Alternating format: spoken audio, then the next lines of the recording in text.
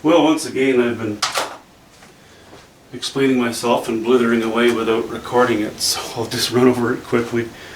I needed to change the shape of this a little bit, the lady peak in behind Cheam peak, because the shape that I had there was so far from how it actually is. I needed to bring it more in line.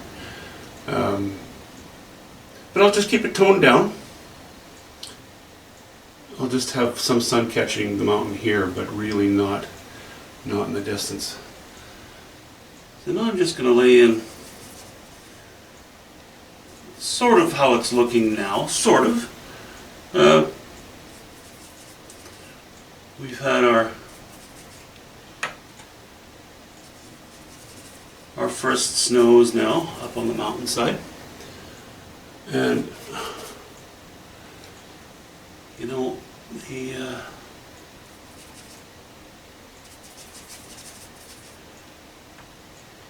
get the late evening sun and you get some warmish colors on there.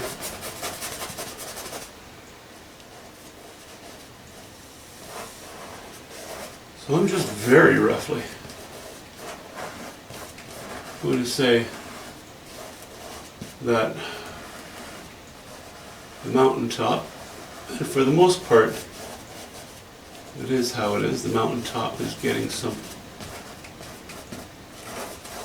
It's very textured. It's all rock above this point. It's all rock, pretty much. So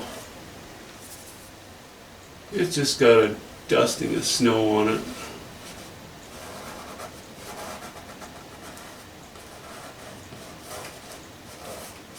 It's just a wash-in, and I'm not even worried if my lines are hard or soft too much. You know, I'm just going to more or less get the idea jotted down here.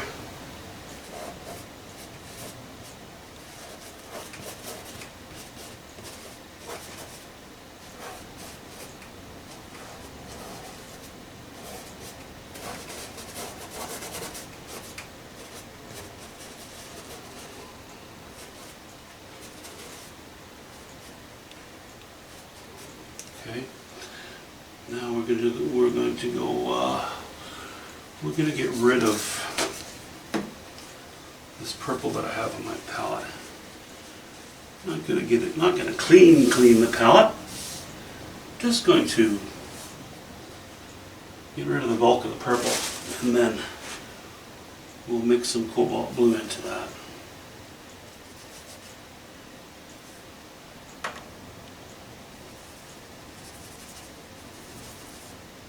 And a hint of alizarin crimson, and a hint of raw umber, but really, really staying with the blues.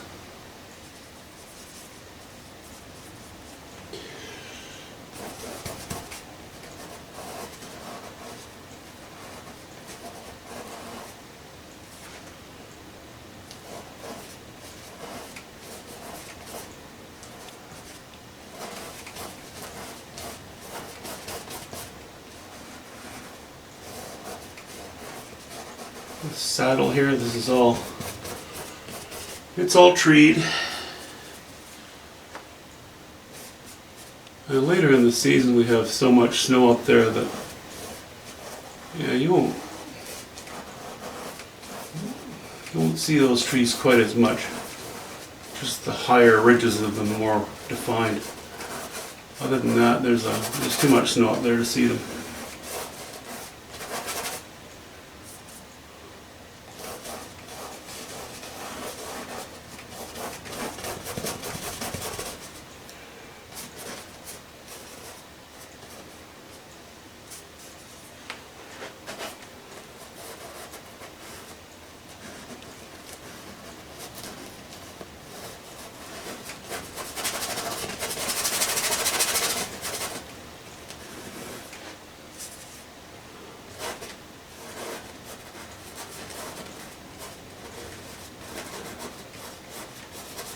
Yeah, you know, in reality this in fact is not a hard line right here, nor is it here, but I'm going to put one in because that's just blocking in roughly the colors.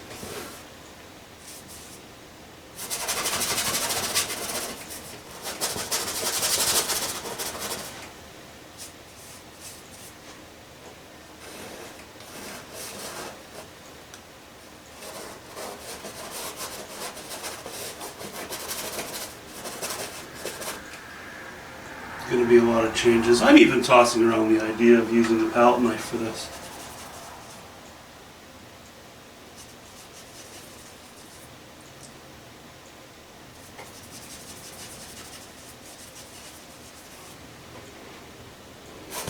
Okay, come over here.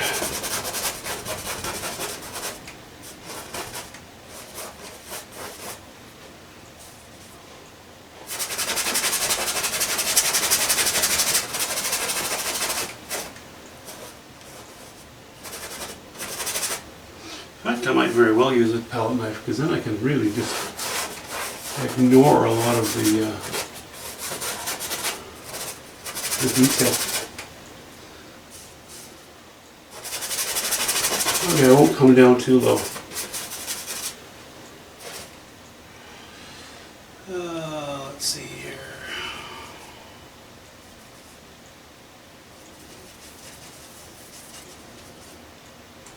That blue is a little less green, a little higher in, a little bit less green, a little higher in red content, maybe a bit towards the purple.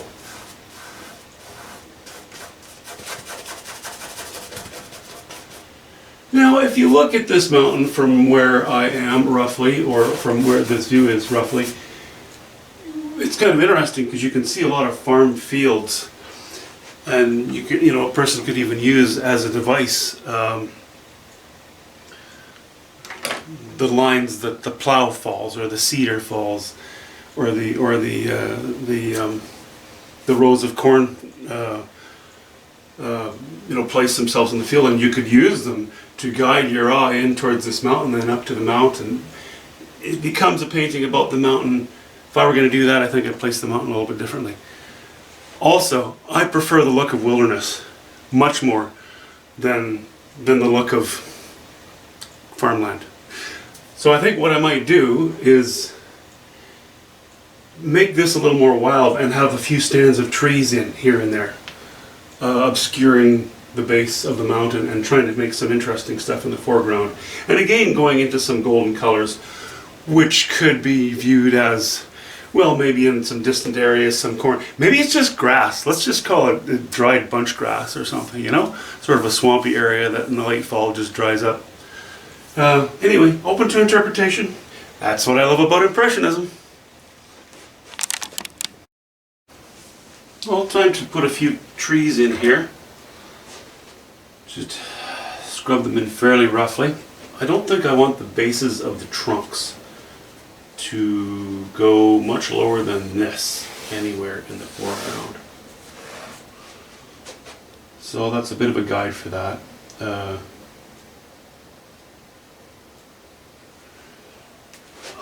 I think I'd like to have maybe just one, but I would like to have something intersecting the horizon here. I'm not even going to draw it out, I'll just draw it out with paint in a moment. And then maybe something here.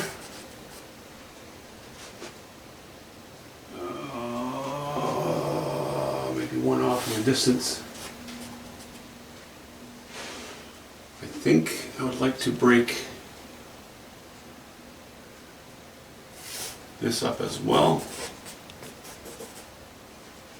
This line. And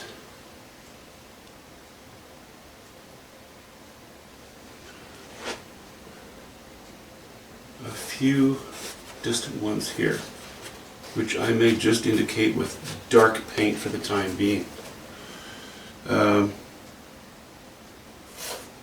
We'll go here.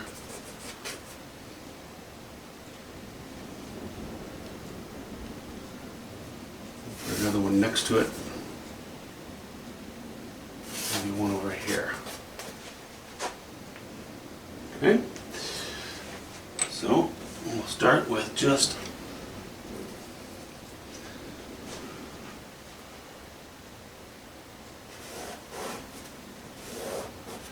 the trunks.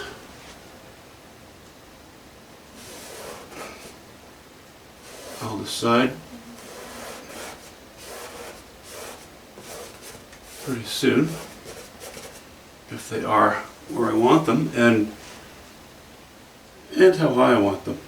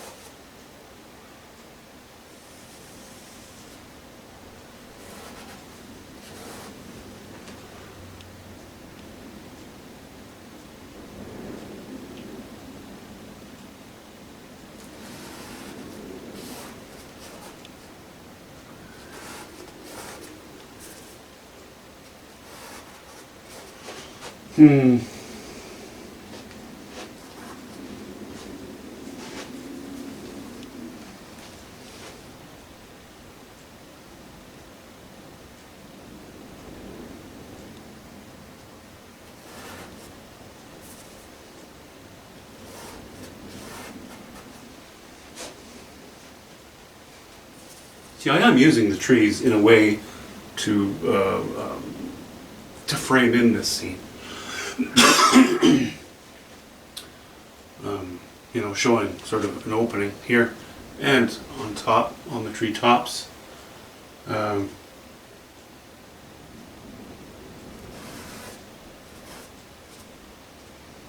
trying not to allow it to become too tidy, too contrived, too postcard-like. Okay, now, am I recording? Yes, I am. Now I know, I think, for the moment, that I'm quite satisfied with having something here. So I'm just going to go ahead and block in roughly something here.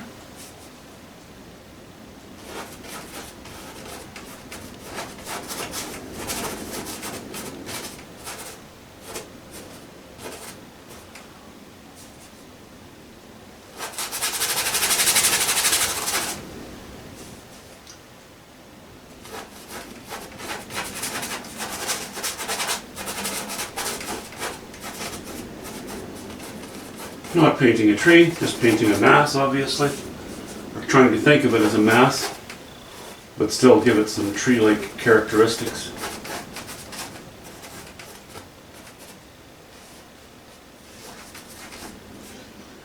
Okay, I am using too small a brush for this.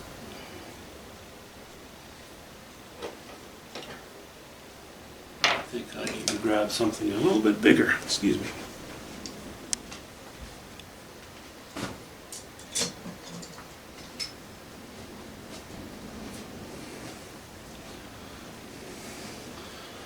There, we'll jump up to, what is this, a number 8.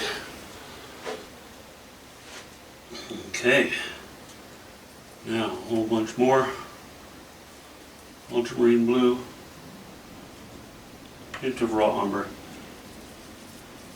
I like to add a little bit of raw umber in there now because raw umber helps the ultramarine blue and burnt sienna mixture to become more opaque. I can afford to water it down a little more and it seems to stay a little more opaque for me, so I like that. Okay.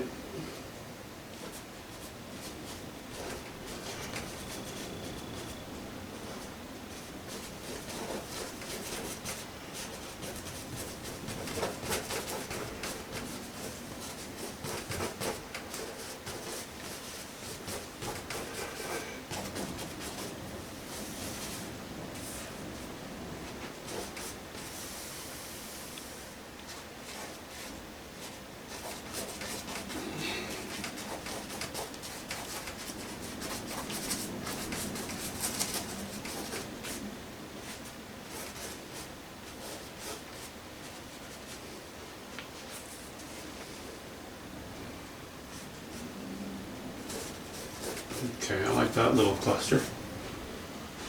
And I was quite confident that I wanted something here as well. And I still am. So put something in here too.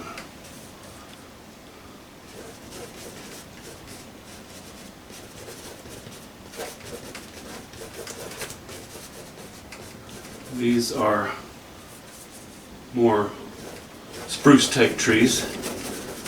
We're down a low elevation in a wet area, so they're going to have a little bit of a different character than pine trees do. Although I'm not too concerned about tree identification on a painting. It's really about the shapes, as I've mentioned.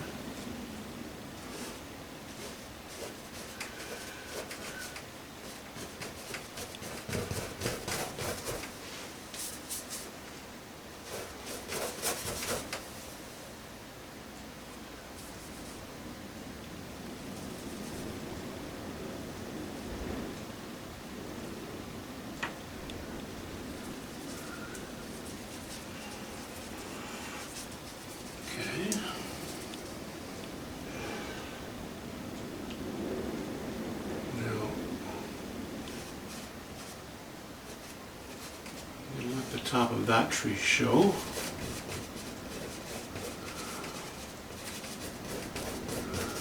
And then, because they're so close together, the two more or less become one visually.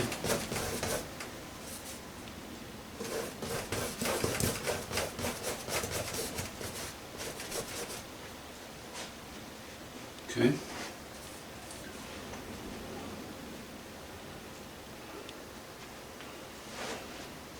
I think that's all right. I think in general the trees are doing what I would like them to do. Placed okay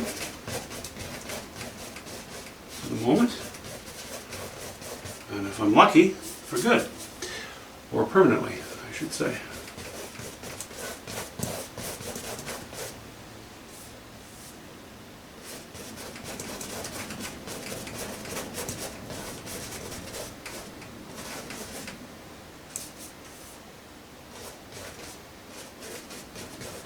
I'm washing these branches in, but as we know,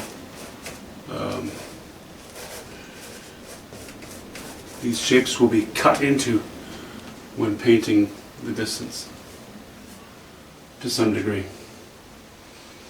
1, 2, 3, well, you know, I'll fix that a little bit by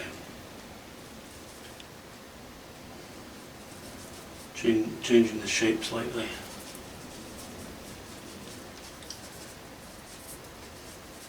I hate to have three. It would look too much the same, of course. Maybe we'll have a shorty in here, just closing off the edge of our canvas.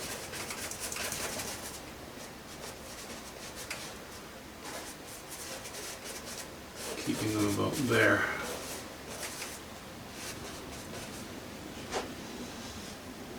Okay. Now,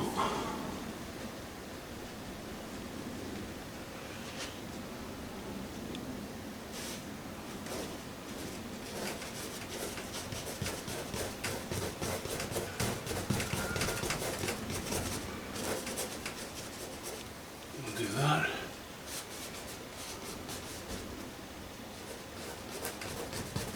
We'll do that.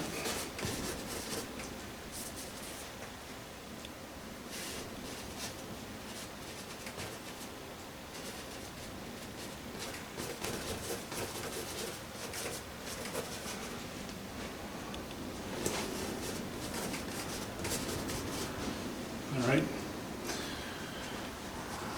now we'll get rid of that mixture. I was kind of zealous with my ultramarine blue there. Too high a chrome out on the edge like that. And ultramarine blue, hey, okay. I think I'd rather make it more cobalty. So let's get a whole bunch of cobalt blue going here, and maybe a hint of alizarin crimson in it.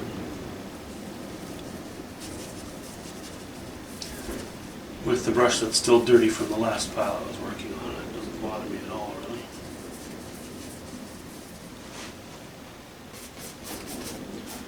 Yeah, that's probably better. Yeah, that's better.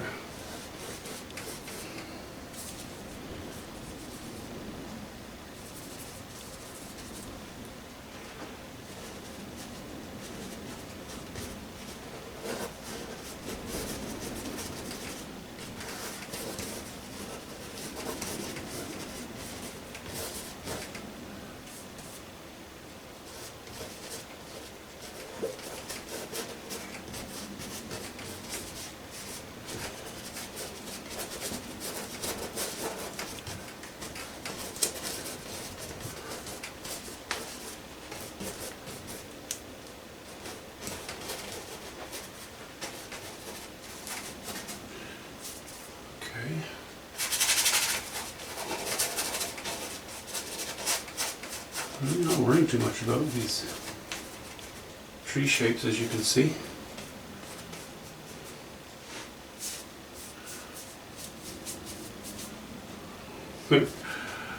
As I go along here, it seems as though actually this mountain peak is going to become the focal point.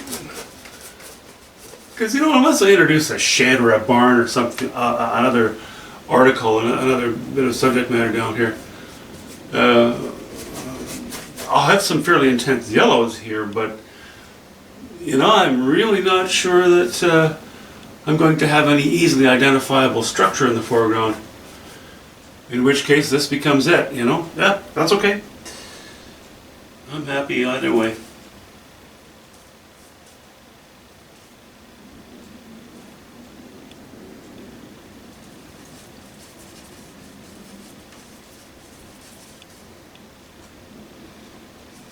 I just have to be, or try to be, reasonably thoughtful as far as how I lay in the shapes are concerned.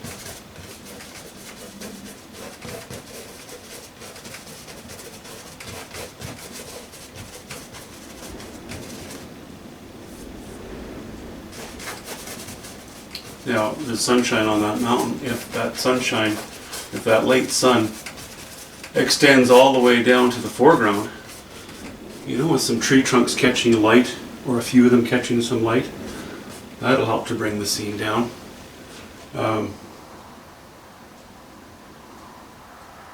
Or maybe the whole foreground should be in the shadow and only, you know, make up my mind already. Maybe decide now I'm going to make this intense. Yeah, fun stuff. Fun stuff, making all these different decisions. Okay. Alright. Now, let's grab... Actually, I'll just turn you off for a second. Just wanted to wipe my palette and wipe my brush a little bit. Throw an indication of some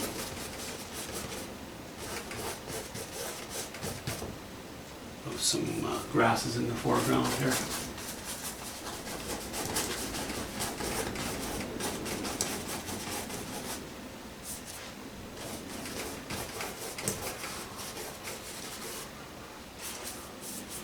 This is just raw umber and yellow ochre and whatever was left on my brush from the tree paint. Okay. Keeping this tone down. Looking pretty boring and shady so far.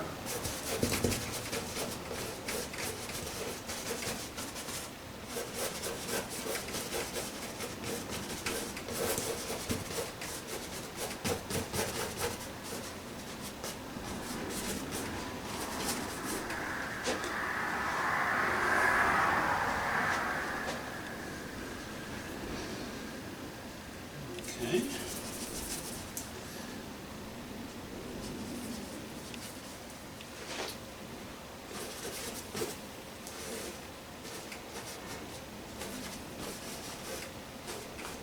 Just added a hit more yellow ochre to it.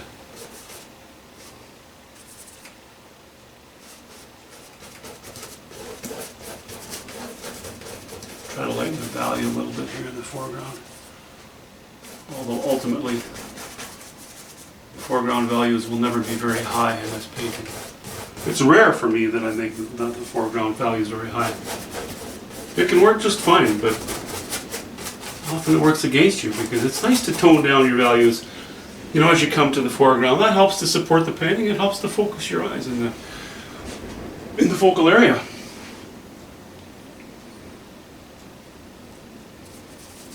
Okay, raw umber. A hint of cobalt blue.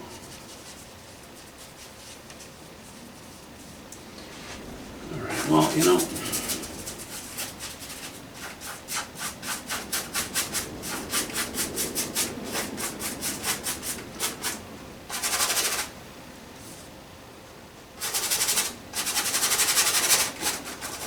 Going to be grassy, then I should probably not be afraid of having some vertical strokes in there.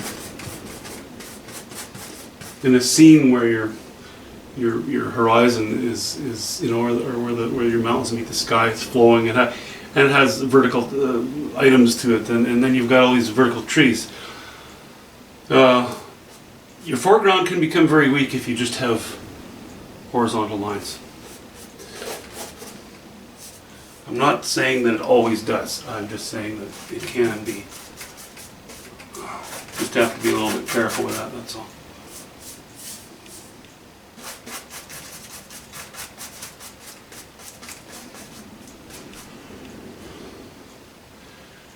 Alright. Am I going to have to put more raw umber on my palette? Maybe. We'll see.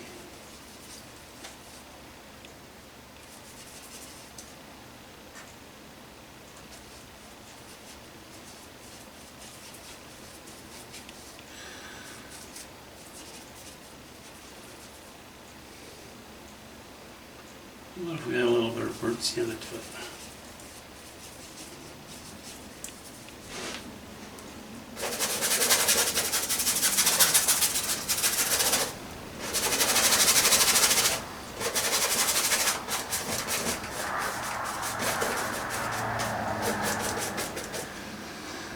And with that burnt sienna, I added a hint of cobalt blue just to so it doesn't get too carried away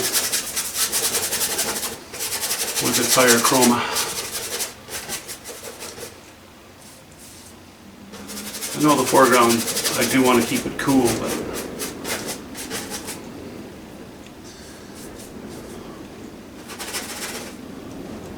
I'm being lazy. And rather than squeezing more raw umber onto my palette, which I may not use today, I just, as I say, added a little bit of cobalt blue to my mix that I had sitting here. Helps to extend it a little bit, cover more ground. Okay, it's roughly washed in. Now I'm going to have to start deciding whether it's going to be a knife or not. I kind of like the idea. Whoops. Please forgive my Boris Johnson haircut today. Okay, have a good day, guys. See ya.